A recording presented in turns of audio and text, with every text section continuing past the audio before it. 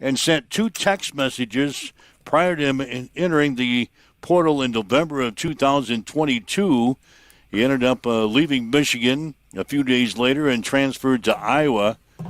Both Ferencz and Budmeyer were suspended for the 2024 season opener, and a school-imposed penalty for the violations.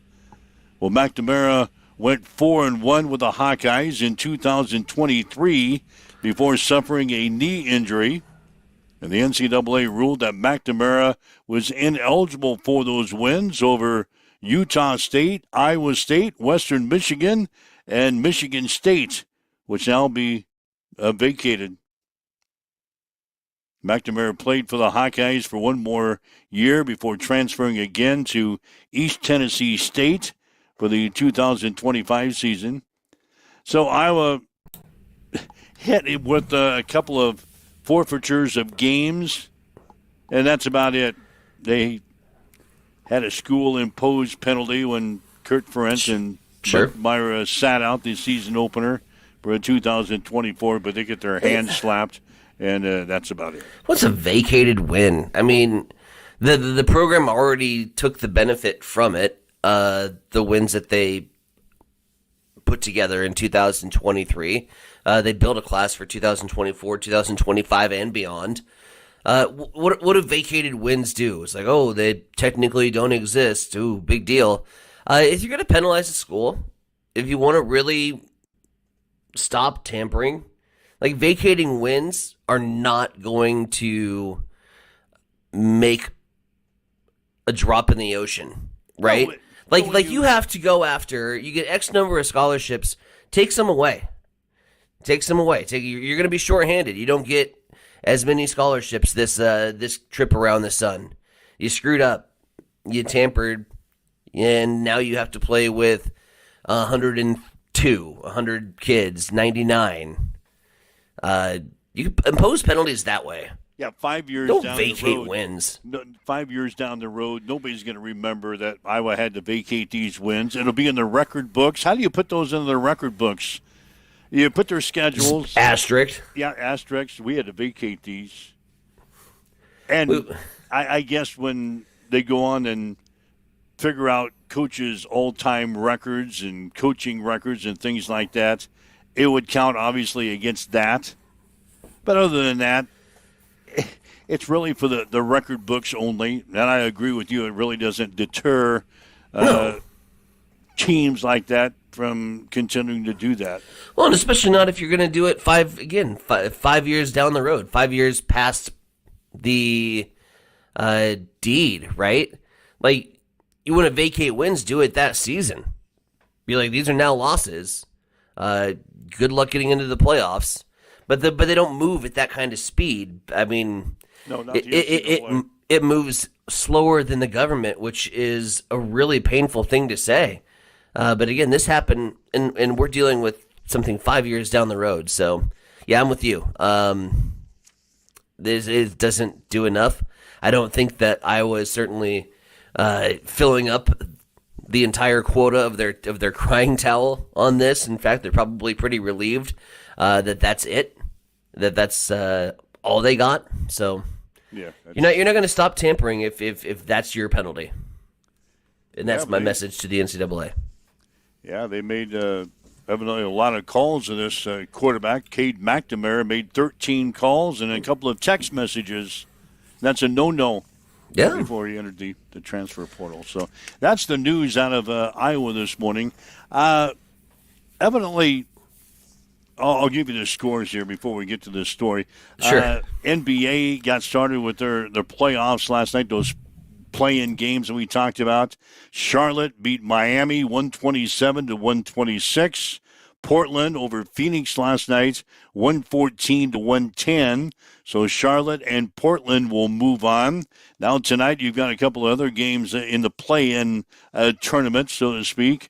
Orlando will play at Philadelphia, and Golden State will be at the Los Angeles Clippers. Well, we had some problems during the Miami-Charlotte game last night. Amazon Prime Video, which was broadcasting the game, they went offline for nearly 2 minutes during the overtime period, causing NBA fans to miss a Hornets possession. Stan Van Gundy, working the game as an analyst for Prime Video, was in mid-sentence when the audio feed was lost coming out of a timeout. With 48.1 seconds remaining, a message about technical difficulties began displaying on the screen a few seconds later. When the video and audio feeds resumed, Charlotte's LaMelo Ball had scored for a 125 to 120 lead. Fans missed 22.1 seconds of playing time, for crying out loud. Charlotte went on to win the game 127 to 126. A spokesperson for Prime said the issue was caused by a hardware failure in their production truck. Now, it happens sometimes, but fans were pissed off. They missed 22.1 seconds of playing time in the overtime. Prime Video has exclusive rights to all 6 games in this year's play-in tournament. The streaming service began showing NBA games this season as part of the league's new 11-year, $76 billion media rights deal. 11 years, $76 billion rights deal for the NBA. But anyway, Amazon Prime had a difficulty last night as they lost 22.1 seconds of playing time during the overtime game last night. That feels a lot like the old metaphor that if a tree falls in the forest and no one's around, does it make a sound? If the NBA loses 23 seconds of playing time but nobody's watching it, does anybody really care? You said fans were pissed off. I want to meet these basketball fans. I want to know where they exist on planet Earth. In Miami and Charlotte, obviously, they were watching the game. They were pissed off. It was in overtime. They were going to crunch time. It was a close game. And Amazon Prime Video had their... Couldn't happen to a better league. God, you have no love for the NBA. Zero. Zilch. Nada. Zip. Do not care. Wow. Yeah, I don't. It doesn't move my meter enough. It doesn't move it at all. Game 7 of an NBA Finals with Michael Jordan making a last-second shot with 6 seconds to go, I would be like shrugging my shoulders going, okay, that's cool. Who won? You probably don't even care who won. I don't. I can't name you the last NBA champion, and it just happened last year, and we focused on it for a little bit. I don't remember who won it. I don't remember who won it 2 years ago. I can't tell you the best player in the NBA right now. I don't know his name. I don't know who he is. I don't know who's the leader in points, assists, blocks, any of those statistical categories. If there's a leader out there, I just hope they're from Duke. Like, this is my only care in the world right now for the NBA. Wow. It's not my thing, man. It's not my thing. Would you put... Now, I've got you interested in NASCAR racing. Wow. Would you put NASCAR racing ahead of your interest in the NBA? If given the choice between NASCAR and NBA basketball, I think I'd read a book. But I can handle NASCAR in the NASCAR YouTube quick race summaries. Yeah, you can't sit down and watch a 4-hour race. No, I'm not going to sit down and watch for 4 hours. But you condense that baby down to 9 minutes, and you just show me the highlights and the pit stops and who missed a lug nut and who had a wheel fall off and who banged into who and who hit the wall. Okay, boom. Watch that. Yeah, it's like green to checkered in 9 minutes. It's beautiful. So if I gave you an NBA game in a playoff and I condensed it down to, let's say, a 3-minute highlight reel, would you watch that? It'd be more difficult.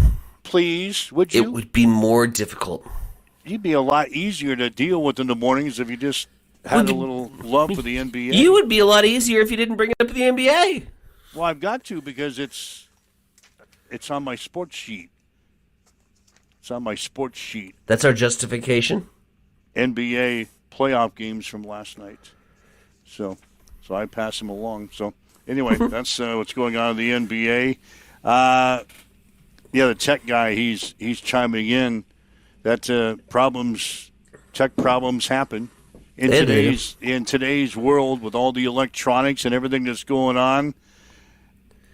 Things happen. Shit happens. Yeah, shit happens even with us on the extreme sports. Sometimes the stars don't align. A lot of things have to happen for us to get on the air. I've said, for years, I mean, yeah, you look at like the Kevin Harlans and the Mitch Holtises, and it's great, but they have an army of technicians behind them. They just show up and sit down. They show up, sit down, they call a game, right? Like, you take the Nebraska media, for example, that are running their own games, the state tournament, for example. Like, I would love to give people a behind-the-scenes look at Radio Row, because for the most part, it's chaos. It's chaos back there. All of a sudden, you're in mid-call, and then you look down at your cell phone, and it's your operations manager. Hey, you got bumped off. So you're trying to reroute your internet. You're plugging into a different outlet. And this is all happening while the action is going on. Yeah, you've still got to keep track of the game. And you still have to keep track of the game while running. You're trying to be the IT guy on the scene. Yep. Yeah, it happens. It happens. And I've always said this, like, about Nebraska broadcasters and what makes us kind of that special bond and unique and family, if you will, is the fact that not a damn one of them loses their cool under pressure. If you can't be thrown into a fire and figure out how to get out of the fire, you don't get into broadcasting, because stuff is going to go wrong. And you're going to have to figure it out and have a plan B or a plan C, or at least be calm enough under pressure to figure it out and not just throw your computer across the court. There's been times where I've wanted to throw my computer across the court. There was times this summer that I wanted to leave my computer on the railroad tracks and just wait for one of the trains that go by Duncan to get rid of it for me. You gotta be able to adapt. You gotta be calm under pressure. Early in my broadcasting career, I wasn't as calm as I am now. Say it isn't so. Yeah, early in my career, I guess I had more of a hot temper toward technical problems. Now I understand, kind of. I don't like it. I don't like technical problems, but I know that they happen. I didn't like technical problems when we had a hired hand to technically produce the games, and then we still had problems.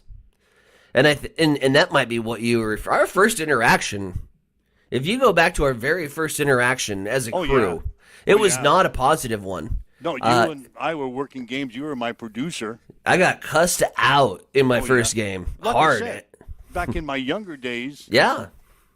There was a lot of F-bombs, and I was like, man, I could take this two ways. I could be pissed about it and be like, well, that guy's an asshole, and I'm not going to work with him again. Or I could get better. And I chose to go into your office and I go, hey, man, you cussed the crap out of me this weekend. That was my first day. Hi, my name's Tyson, by the way. What do I need to do to get better? And we went from there. So, God, now you're still with me. Imagine that. Unbelievable how that happens. Let's see. Did you hear about the manager of the Baltimore Orioles? Craig hit? Albernez. Hit by the foul ball. And he suffered 7 fractures in his cheek, as well as a broken jaw when he was struck in the face by a line drive on Monday night during a game against the Arizona Diamondbacks. A test revealed the injuries, but Albernez won't need surgery. He was actually back in the Baltimore dugout last night. Dude, does he play hockey? God. Got hit in the face by a line drive. He's got 7 fractures in his cheek, a broken jaw, and he was back in the dugout on Tuesday night last night. Oh, Jesus. His eating is going to be limited. He said he can only have baby food for the next 6 weeks, while his jaw and his cheek fractures heal. But he can only eat baby food for the next 6 weeks. That dude is going to lose some weight. He's not a big guy. I checked him out. Right. earlier this morning. He's not a big guy anyway, but you're going to be relegated to eating baby food for the next 6 weeks. He was in the dugout, evidently, on Monday night, got hit by a line drive from Baltimore second baseman Jeremiah Jackson. He was immediately taken into the tunnel and treated by the team's medical staff before obviously being sent to the hospital. And tests reveal he's got 7 fractures in his cheek as well as a broken jaw from a line drive.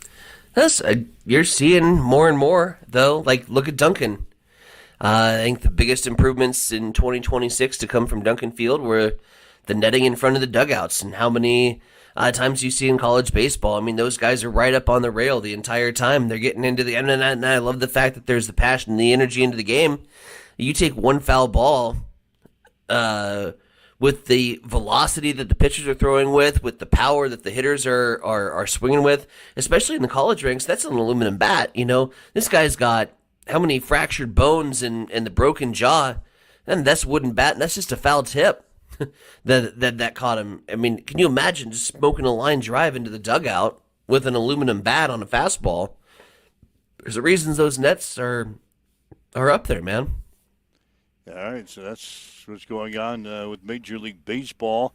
Talk about Evan Morrison a little bit from Hastings College. The beast. He is a monster. He was named the Baseball Player of the Week in the Great Plains Athletic Conference this week. He slugged 5 home runs during the week last week. Broke the Hastings single-season home run record. He had a grand slam and a 3-run homer in the final game of the series at Waldorf, which the Broncos won 21-10. He went 9 for 23 during the week with 1 double, 5 home runs, 17 RBIs, 11 runs scored, 2 walks, and 4 stolen bases. Other than that, he wasn't very productive. God, unbelievable. Morrison and the Broncos will host Doane in a 4-game series coming up this weekend. But Evan Morrison getting the job done, named the Great Plains Athletic Conference Player of the Week this week. So, congratulations to Evan Morrison. Hopefully he's got some more zip in his bat this weekend as the Broncos will take on Doane in a 4-game series. 2 games on Saturday, 2 games on Sunday. We'll have all 4 games coming up this weekend right here on Extreme Sports. It's the kind of hitter you just want to clone and throw into your entire lineup. Yeah, if we could have 3 or 4 of those guys up and down the lineup, be in a lot better position for us. So Hastings and Doane coming up this weekend. We're going to be talking with Tim Stroman here in just a little bit. He's the head baseball coach at Adams Central. The Patriots yesterday played Seward. I thought it was going to be a good matchup. But what I didn't know is the Adams Central defense would fall flat on its face and commit 8 errors in the game. They lost to Seward by the score of 10-5. That's when that's after the Patriots scored 4 runs in the 7th inning. So it probably wasn't as close as that 10-5 score might indicate. Well, but you commit 8 errors in the field, it'll happen. Patriots now 8-6 in the season. They've got a game at Palmyra coming up on Thursday before they host a triangular with Lincoln Christian and Crete coming up on Friday. So that's what's going on in baseball. Later in the week, we've got Jim Sliker from the Nebraska Thoroughbred Racing Network. He's going to join us on Friday on the show. I'm going to be in Kansas City on the Friday, getting ready for my NASCAR weekend that we've been going down to each and every year for the past several years. I'm going to have a special guest with me on Friday. I've got it all arranged. Keith Wolf is going to join us. He's the NASCAR Director of Competition, Engineer, and Crew Chief for Alpha Prime Racing. He's part of the NASCAR O'Reilly Auto Parts Series. He's got a couple of teams that he's in charge of in Brendan Poole and LeVar Scott. Those 2 guys run on the NASCAR O'Reilly Auto Parts Series. And Keith Wolf is going to join me And join you, too, because he's Nice. going to be on the show on Friday. He's going to be talking some racing stuff. I'll try not to ask any stupid questions. Yeah, just... I'll just sit back. You just want me to sit back and sit back and let in me the back seat? I can do that too. You sit in the, what do they call those seats? The rumble seat in those old cars. That was the back seat. This is way before your time. I have no idea what you're talking about. Yeah, well, in those old-fashioned cars in the 30s. Yeah. They used to have those little seats in the back. Oh, They were called rumble seats. We had a old school Chevy Malibu, man. It just had a bench across the back. There was no actual seating. There was just one giant bench. Well, that's where you sit. You just kind of sit back and... You're gonna bench me? Come on, man. Yeah, you're on the rumble bench for my interview with Keith Wolf. Fine. Coming up on Friday. Take it away. So those are the things that are coming up. You're listening to Extreme Sports here this morning. Huddle up. 402-834-1330 is our telephone number. 402-834-1330 if you'd like to chime in with us here today or leave us a message on our social media sites. We'll get to those comments as well. Waking up with Mike and Tyson. Good morning. 727.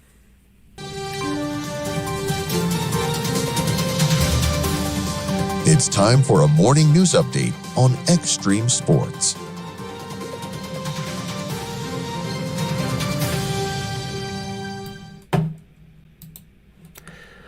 Omaha police are investigating an officer-involved shooting that left a woman dead and a young child injured. Officers responded yesterday morning to a Walmart near 72nd and L, where a woman armed with a knife was threatening a 3-year-old. Police say the suspect refused commands to drop the weapon and cut the child, prompting officers to open fire. The woman was pronounced deceased at the scene. The child was taken to a hospital with non-life-threatening injuries. The investigation remains ongoing with assistance from multiple agencies. And the 2026 James Johnson Hastings Public Schools Emerging Educator of the Year goes to, drumroll please, Watson Elementary physical education teacher and longtime listener of this show, Ryan Martin. Congratulations to Ryan. Nominations for Mr. Martin included bringing a positive energy each and every day to his students, constantly planning and teaching his students new and fun activities, saw and created a station for young kindergarten and first grade friends to learn to tie shoes, and constantly creatively thinking of ways he can include all students regardless of their ability, and making multiple adaptations for special needs students that he makes every student feel valued. So Ryan Martin, the Emerging Educator of the Year. Congratulations, man. Bravo. Bravo. 7:28. We'll head back to the East Side Studios. Mike, what's going on in sports? Well, Drew Grigo homered and drove in 3 runs as Nebraska beat Creighton 5-4 last night at Hawks Field. Nebraska scored 5 runs on 7 hits and no errors, while Creighton totaled 4 runs on 9 hits with an error. The Huskers had to go to the bullpen early after starting pitcher Bryce Bender was tagged for 3 runs on 4 hits in just 1 inning. Caleb Clark and Ty Horn combined for 4 scoreless innings. Jashawn Unger picked up his 8th save, tossing 2 innings and allowing 1 hit with a pair of strikeouts. Nebraska is now 28-9 in the season. They will host 12th-ranked USC coming up this weekend. Husker men's basketball guard Cale Jacobson will return to Nebraska for the 2026-2027 season. Jacobson played in all 35 games for the Huskers last year and averaged 4.6 points, 2.9 rebounds, and 1.3 assists per game. He shot 52% from the field. And Evan Morrison of Hastings College has been named the Baseball Player of the Week in the Great Plains Athletic Conference. Morrison slugged 5 home runs during the week and broke the Hastings single-season home run record. He hit a grand slam and a 3-run homer in the final game of the series at Waldorf, which the Broncos won 21-10. He went 9 for 23 during the week with 1 double, 5 home runs, 17 RBIs, 11 runs scored, 2 walks, and 4 stolen bases. Morrison and the Broncos will host Doane in a 4-game series coming up this weekend. To check in your sports headlines, it's now 7:30 on Extreme Sports. It's time for a morning weather update on Extreme Sports with Chief Meteorologist Tim Jones. We're starting off Wednesday morning with a few area showers and thunderstorms to the west and northwest of the Tri-Cities. Other than that, we'll keep a chance of a few thunderstorms on the forecast throughout the day, a high of 72. West-northwest winds 10 to 20 miles per hour with gusts in the mid-20s as well. Overnight tonight, we'll keep a chance for a few showers and storms, an overnight low of 45. Plenty of sunshine, windy, and warm on Thursday, a high of 84. We'll see wind gusts up to about 30 miles per hour as well. We've got north winds this morning at 8. It's cloudy. It's 51 in Hastings at Extreme Sports.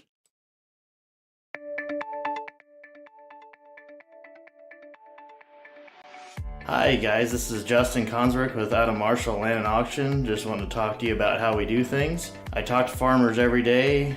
A lot of guys just want a simple, honest way to sell equipment.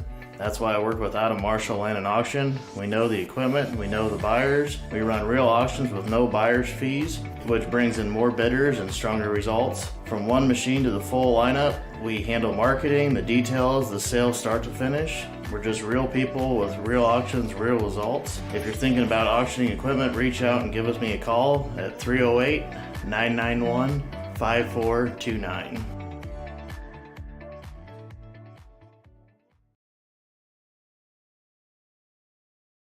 Hamilton has been providing IT solutions for businesses across the state of Nebraska for more than 3 decades. We know that Nebraska businesses are a driving force of support for the communities in which we live and work. We keep them connected and protected by delivering cybersecurity, hosted phones, and managed IT. We are grateful to be part of our Nebraska communities and to support their technology needs. More information at Hamilton. I'm John Butler, Funeral Director and owner at Livingston Butler Volland Funeral Home and Cremation Center in Hastings. And I'm Nikki Butler, the Advanced Funeral Planning Specialist. Whether you choose a traditional service, cremation, or a unique memorial service, our experienced staff is here to help guide you through every step. Visit us at lbvfh.com to learn more about our services and how we can support you. Livingston Butler Volland Funeral Home and Cremation Center. We are here when your need is greatest.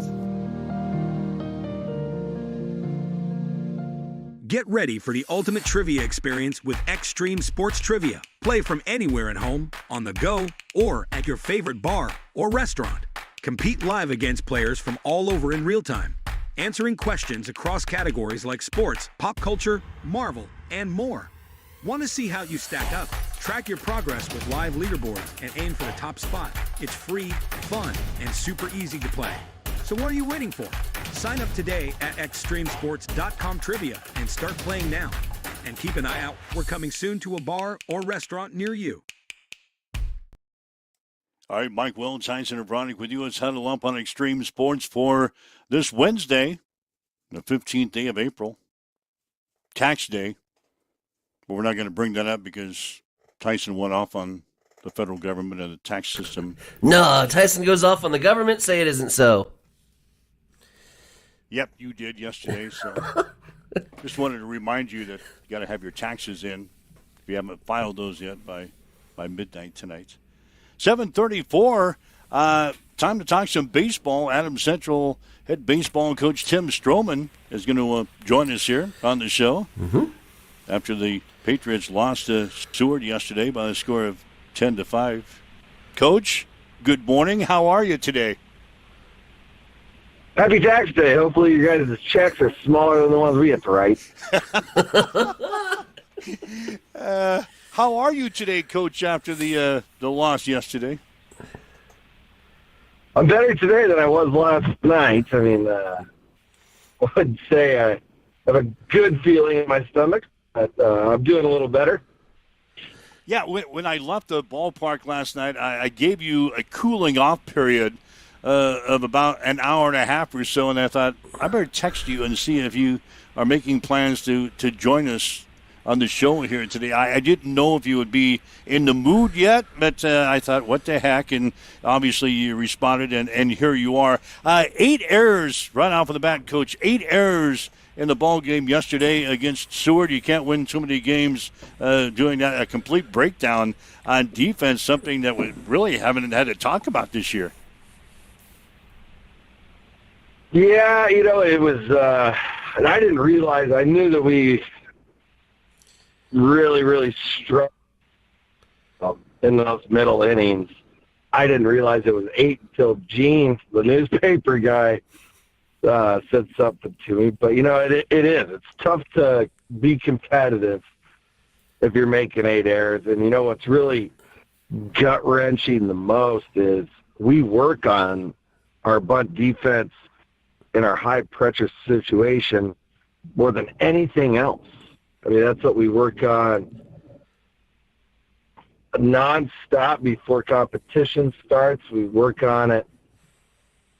We set aside practice about 15 to 30 minutes every single day to work on bunt defense and rotations and handling the pressure. And, I told the guys yesterday, until the 7th inning,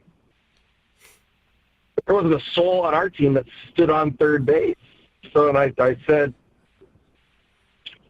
we now experience what it's like when the style of gameplay that we used to play. Like, we used to be able to get guys on base. We used to be able to really put pressure on teams early in innings and bunts, and it's extremely effective. But, it was gut-wrenching to see these guys just completely unravel, just trying to make plays on balls that aren't leaving the infield. Coach, when we talk about the Adams Central baseball team, is this a game? Baseball is going to happen, right? I mean, we're going to have games where all of a sudden, out of nowhere, we just can't find the zone. We're going to have games where, we're hitting barrels, we just can't find the gaps, where the gloves just can elude. That happens throughout the course of a season. Is this a flush it, forget it, new frame of mind situation, or do you want to take some of these examples? Can you find learning opportunities within a loss and want them to fixate on that a little bit and get better? There's always learning opportunities, and I'm not the type of coach to just, when you struggle in vital areas like that, to just flush it and forget it. Our practice plans today, I mean, obviously, we don't play a lot of teams that run that game style. I think Brock, myself, and the Creek coach coming up this weekend really rely on that. I mean, we had first and thirds. We've been telling them all season, Seward will safety squeeze. Seward will do this. We are going to practice every day. Even if Seward's not on our schedule for 2 months, this is something that's a high pressure, like, have to know what you're doing type of play. And, we've worked on it, and, the flush and forget it, I'd love to forget it, trust me. But if we're going to put our team in the best chance to be successful, I don't believe in the flush it in this scenario. What we are going to do is continue to make adjustments within the infield. And we're going to, try and get guys out there that can buy into what we're doing at practice, give us a full effort at practice, and have it translate into a game. Can we talk with Tim Stroma, the head baseball coach for Adams Central? The Patriots losing to Seward yesterday by the score of 10-5. We talked on the show last week. We talked in the pregame yesterday, Coach, about tinkering with the batting order, trying to find a little spark. This team maybe not as explosive as it was earlier in the season. What'd you see out of your guys at the plate yesterday? You came up with 8 base hits, but what'd you see out of the guys at the plate yesterday? I thought their plate approaches were good. With us playing the schedule that we do, I mean, we designed this difficult for them. I mean, I'd rather them play teams like Seward than play some of the other options around, because I know that we're going to get a team that's coming in here that's not going to let us put aspects of the game on the back seat. Now, that lefty that we saw was, I thought, by far the best pitcher we've seen all year. And, we jumped out on him early, got a 1-0 lead, had a quick first inning. And, that's the thing that we've talked about, Mike, you and I, and Tyson a little bit. But out of the 15 games that we've played, I think we've really, really struggled. And I can't really put my finger on one, maybe the Norfolk loss, where we've actually put a complete game together. We have to be able to play defense, hit the ball, and pitch together to be successful. And but the plate approaches I felt were great. I know we struck out a little bit more than, if you take a look at the box scores and look at that. But a lot of them, were 5-6 pitch at bats. They weren't 1, 2, 3 swinging at garbage out of the zone. They had a good disciplined plate approach. We did hit the ball. We waited until about the 7th inning to really string some together. But I think that's the first time since, the first week of the year, I'll have to go back and look, that we were able to string consecutive hits together in an inning. It's been kind of a just pile on the adversity, and we'll see how we deal with it. And I'm hoping that we can continue to deal with it. I was happy to see with our guys not just completely laying over in that 7th inning yesterday, because after 7 errors in 2 innings, a lot of teams I think would just lay over. And they were chippy. They were hitting the ball. They were putting it in play. They were having good approaches.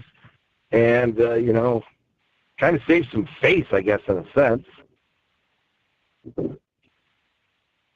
Again, Adams Central Baseball coach Tim Stroman joining us here on Huddle Up this morning. You mentioned 15 games in now here in the season. As you look at the remaining stretch here on the schedule, you see Norris, Central City, Centura back on that schedule, Lincoln Lutheran, a team with 8 wins. But I think the home stretch here of the schedule, or the second half of the season, some opportunity to continue to pick up those wild card points and build some confidence, build some momentum coming up here. But at the end of the day, 4 of the last 5 have gone in the loss category. How much is just getting confidence back in that dugout a priority right now for you?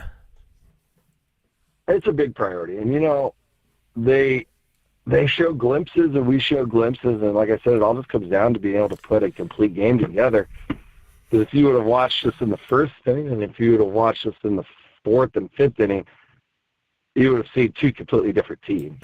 And you're right. Looking at our schedule, we do have a chance here to be able to string some wins together. And last year, this Crete-Lincoln Lutheran series was the turning point for our season. We went through a little bit of adversity last year, obviously not to the point that we are this year, but we went through some adversity last year, and this Lincoln Lutheran Crete weekend was a huge turning point in our schedule. We were able to string wins together. I think we strung 7 together after this Crete-Lincoln Lutheran last year. But, it all comes down to it. I like our players having confidence, but there needs to be a line drawn. I think we really, really need to get back to work in the drawing board, because if you see the way we carry ourselves and you see the way we act, we're not acting like a team that just went 4 out of their lost 4 out of their last 5. We're acting like a team that went 5 out of their last 5. And there's certain things that we need to figure out in that aspect, in our kind of our attitude and approach to practice, that, and I hate saying this, but I told the kids in the huddle last night, I think we think we're a lot better than we are right now. And it's one of those things where, hey, we got to look in the mirror here and really, really identify the things that we're struggling with, because they're very non-baseball related things. All right, so you got a chance to maybe get things rolling. You got the Palmyra coming up tomorrow, and then that triangular you were talking about on Friday. So at least 3 games coming up this weekend, Coach. Maybe we can get things figured out heading down to the stretch run here in the season. We haven't hit the panic button yet, have we? They're at Adams Central, but we're getting close. You know, and we've talked about this before, but yes, pal, we have Palmyra, and looking at the lineup that I have put together, there are 3 people in the infield that are playing in the infield that have not played that position yet. There are 2 people in the outfield that have yet to start in the outfield. So we are going to continue to tinker with, most coaches, I don't know, put their lineups together in terms of production and everything. We're breaking this down into terms of, who's working the hardest for us at practice, who's giving us the max effort, who's a guy that I'm not worried about, a coach after the game coming up to me and asking me, well, what's his deal?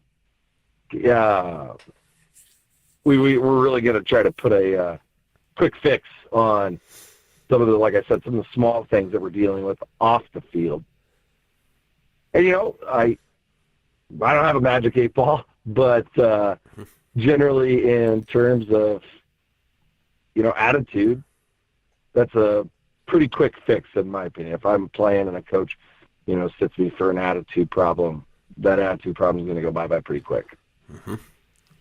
I don't like hard surface seating. But I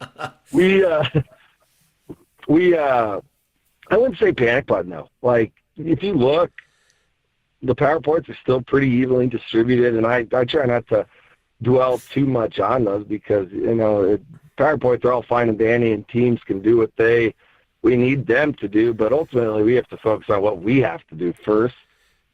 And it's very simple things like our attitude, work ethic at practice, and putting complete baseball games together. And sometimes that last one's obviously the hardest one, in my opinion. But a lot of these guys are experienced guys coming back, and a lot of these players want to compete. And it's not like these guys are just showing up. They're upset after the games. They're wondering what they need to do differently. And it's been a kind of a, like I said, adversity-filled year because, we have a lot of guys that are doing things for the first time for us. And I think there's a lot of pressure put on them just based on the past success of the program. And they're dealing with that, I think, okay, but I think that's really starting to come into play now, being that they haven't gone through adversity like this before. And I think it's important that they do. And I think we're going to come out on the other end of it stronger. And I just hope that we can come out of it soon because this is the time of year where we really need to start compounding good baseball games, playing consistently, and preparing ourselves for the postseason. Well, Coach, I can say this about the baseball season and about the baseball team, and obviously there was a lot of pressure with the expectations that was coming into this season. Everything that Adams Central Baseball has done over the past 2 years to put you guys where you were at, to be amongst the names of the big dogs in Class C, right? And that was a testament to how good and how far this baseball program has come. My favorite and most memorable baseball seasons were not ones that we were overly successful and we just train wrecked everybody. The most memorable seasons for me, whether it was coaching or playing, was when you had that adversity strike and you looked around in that dugout and your guys were able to overcome that and start playing some good baseball and make a memorable season out of that. As you look through that lineup and you look in that dugout, do you think that these guys are tough enough to overcome that adversity and shine bright at the end of this baby? I do. And, it starts with those coaching staffs. And, when Mike, you guys asked if I was calling in this morning like I do every week, and of course I am. Like, we're going to keep fighting through things. Just because things aren't going well doesn't mean I'm going to go hide in a corner. Right. But it starts with us. We talked about this as a coaching staff last night. Like, we still have to, come with the same intensity, come with the same support for the kids.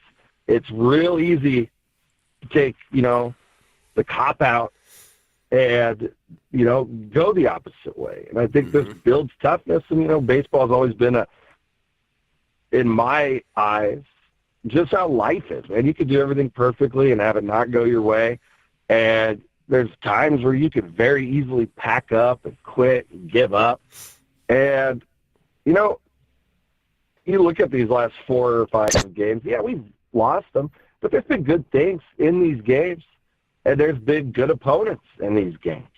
And so I hope that the kids can see through kind of some of that stuff too. I mean, there's a very different alternative world where we make this schedule just complete PUD, and yeah, we can sit around and brag about our record, or we can, put some tough things in front of us, see how we react to them, see how we, play, and see how we compete, and see how we respond. And I think these guys are tough enough. Yes, I do. And have they been faced with this kind of level of adversity, this kind of level? I know some people might call it panic, but I call it, business time. It's time to really focus on what we need to do and make those changes to be successful. And, we've changed our plate approaches. I thought the last 3 games, our plate approaches have been great. I think that defensively we show moments. Obviously, yesterday we didn't. But, I read something the other day that a coach sent me, and I'll read it to you now if you guys don't mind. It's something to send a message to, like, parents, players, coaches, and we have to fix our mindset. We have to keep a good attitude because none of us are perfect.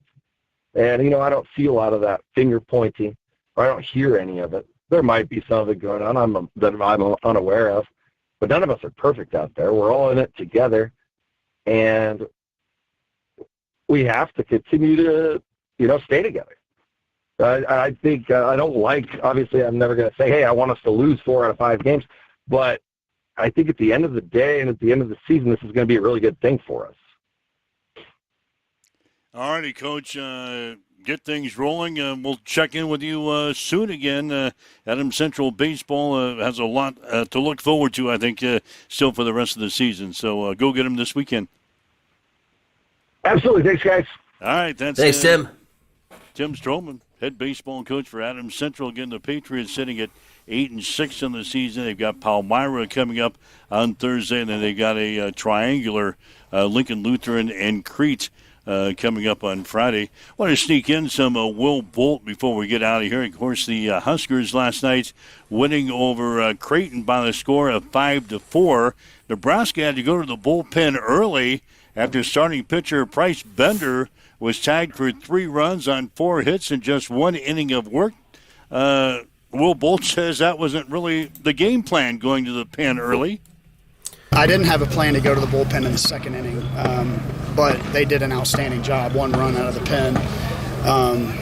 We wanted to try to get the tie with the ball in the 5th inning, which worked out that way. Kept his pitch count down, so we get the ball to Jay Sean in the 8th. So that stuff played into it just exactly like we hoped. And again, like every guy that took the ball after the 1st inning, thought attacked the strike zone, did a very nice job.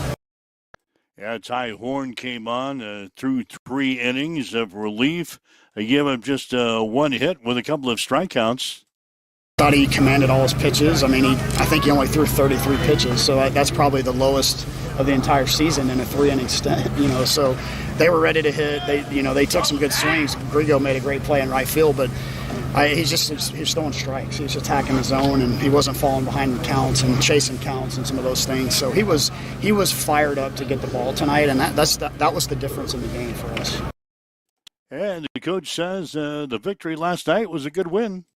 Another 1-run game against Creighton, and we were chasing runs again. And, it was good to see us battle back. We had to grind through it offensively. Not a great night, but we had a freshman spark us and play incredibly well. And Grigo, who had a real tough week last week, and awesome to see a kid like that respond the way that he did for his team. And, that 1 inning was obviously huge for us with the 2 out hits. Yeah, Drew Grigo last night homer, drove in 3 runs for the Huskers. He finished 2 for 4 at the plate. He just has a lot of confidence, and he has that foundation of confidence because he works real hard. He's a craftsman when it comes to his swing and what he's trying to do at the plate. And very astutely during batting practice, he said, I'm going back to 80%. And I was like, man, that's exactly what I was thinking. Like, he's been overswinging a little bit, chasing a little more than he has been. And so, again, good to see him go backside with the homer, stay through the middle on the single up the middle. And then probably his best swing was the one that was an out, where he crushed that ball to deep center field. So he's a baller, he's a gamer, and he's a true competitor. And Will Bolt says last night's victory was a good midweek game in preparation for this weekend series with USC. Just was good to have that exact type of game. I mean, I would have loved to have cashed in on some of those chances and kind of run away with the game, but we just kind of needed to feel that one-run battle, being on the right side of that, making big pressure plays, pressure pitches. It was great to be on the right side of another midweek win, and we did it with pitching and defense and timely hitting. You do all three, you usually win. And something that Tyson and I talked about on the show yesterday, what about making Creighton a weekend series, eliminating this one-game midweek game with Creighton? How about putting the Blue Jays on the schedule for a weekend series? It was brought up yesterday. You lose the midweek games then. I mean, so there's only so many midweek games to go around, quality opponents where we can get to 56. So that would probably make our 6 games a year. I don't know that anybody wants to do that. I certainly don't. But it's a great rivalry. We've had really competitive games back and forth. I'm not opposed to a three-game series, but that's kind of the logistics behind the 3-game series, and you lose maybe a potential for 3 games on the midweek. All right, so there's the comments from Will Bolt. Thought it was kind of funny. You brought it up yesterday. Why don't we play Creighton in a 3-game series? It was brought up during the little press briefing after the game last night. They took my idea and ran with it. It's like they were listening to the show and said, hey, that's a good idea. Maybe we ought to bring that up to the coach. So, anyway, those are the comments from Will Bolt. And I wouldn't mind losing the midweek stuff, so. Yeah, but then, there's not a lot of quality opponents, like you said, to play during the midweek that he can go. That's okay. So let's go beat up Shadron. Yeah. Bring the Eagles in. Yeah. All right, waking up with Mike and Tyson here this morning. This is Huddle Up on Extreme Sports for this Wednesday. Trouble's brewing at Elbow Bend, and somebody's about to get fleeced. This is Mick with Miletta Vista Winery announcing our mystery dinner tickets are now on sale for the Golden Fleecing, Wild West Murder Mystery. So get your tickets at Miletta Vista Winery's events page. Come dressed as your best cowboy or saloon girl garb.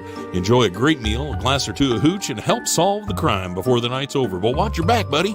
The outlaw might be sitting at your table. The Golden Fleecing Mystery Dinner at Miletta Vista Winery, March 28th, April 18th. Connet Auto Care is the trusted name in automotive repair and maintenance services in Hastings.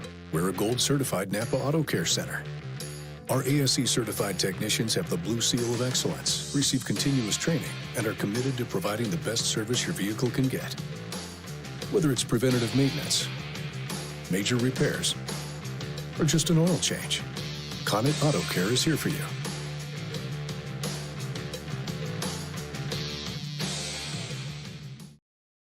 The key to a thriving community is a good foundation. And for over 75 years, Hastings Federal Credit Union has been building and supporting Hastings and the surrounding areas, providing the support for new cars to keep you on the road, new homes to give you a place to land, or help with whatever life throws your way. With easy access via online banking or our mobile app, it's never been easier to have your financial dreams at your fingertips. Come see us at Hastings Federal Credit Union to start your banking journey today. All right, Mike Will, Tyson O'Brien is Huddle Up on Extreme Sports for a Wednesday. We'll have a baseball coming up this weekend. Hastings College and Doane playing 4 games out at Duncan Field, 2 games on Saturday, 2 games on Sunday. Action gets underway 12:45 on Saturday. First pitch will be at 1. Again, we'll have all 4 games here on Extreme Sports. So, tax day today. Don't forget, get your taxes in by midnight. Or file for an extension, or do whatever you got to do to make it through another tax season. April 15th is always circled on my calendar for one reason or another. Yeah. No, I filed the extension, so I ain't paying that shit right now. I was talking to the bookkeeper this morning about your problems. Uh-huh. She didn't have any answers for you either. Oh, no. So it's probably too late. Oh, money's, yeah. Even if she did have some answers for you, it's probably too late. So. No, my answer was, like, just don't file them. Have the boogeyman come after me. I don't care. Let's go. Are you really that concerned? Like, I think, like, tax fraud and the IRS, unless you're, like, paying the government a substantial amount of money, they're not going to come after you. They're not worried about Tyson or Brock. I don't, like, I am, one of these years I'm going to challenge it. One of these years I'm going to be like, I want to see if the IRS really, really pays attention. And can 41-year-old, little old me that's working 3 part-time jobs slide away without paying into taxes? I'm sure you could. I'm sure we could. And I'm willing to challenge this at some point. They're not worried about...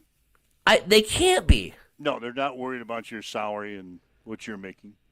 And so it just makes, like, writing that check even more painful. Because I'm like, they don't even care. It's probably going to sit uncashed and just go into some reserve that we don't know. Oh, don't cash it. I know they'll cash it immediately. Yeah. All right. Anyways, that's one. I might do that next year. Let's see if we can get away with it. That's 2 days of venting against the tax system for you. It'll be all over. Oh, we could do it. We could make it the whole week. We could do a week special. Things Tyson's pissed about. Yeah, you've been kind of on a roll. Taxes are at the top. Yeah, you're kind of on a roll this week. The other thing, the NBA. I'm gonna gripe about it. Getting to East Hastings sucks. Trying to go east now, over to the Eastern Studios or on that side of the neck of the woods. There is a single entrance. You took out South Street for the roundabout project. They're working on the south side over on J, so there's construction there. You'd have to go all the way north down to Showboat. Well, I got news for you. The tracks on Showboat and right where the CPI grain bin area is, those are the worst tracks in the history of railroad tracks. I'm surprised a train hasn't tipped over yet because that rattles the shit out of my suspension when I go over it. So, like, I have no good way to go to school. And now, with all that construction going on over by Duncan Field, I got out last night after the game, and there was a train stopped on the railroad. Oh, no. I said, of all nights... Oh, no. In addition to all the construction over there, then we had a train stopped. And that was the second time of the day that a train had been stopped there. I was over in that area earlier in the day and had to wait for the damn train to get going again. So he was stopped twice in one day over there. To the audience that's not from around Hastings, it's not easy right now. No, it's not. It's not easy here. Nothing is easy. Oh, God. All right, we better get out of here. Yeah. If you'd like to listen to the show again, Tim Stroman was with us, the Adams Central baseball coach, the Nebraska baseball coach, Will Bolt, had some comments following the Huskers' victory over Creighton last night. You can go to our social media sites and download the podcast and listen to the show again at your convenience today. Make plans to be here again tomorrow morning at 7 a.m. for Huddle Up on Extreme Sports. Have yourself a great day. You've been listening to Huddle Up on Extreme Sports, Central Nebraska's new home for sports. Join us every weekday morning from 7 until 8 on Extreme Sports.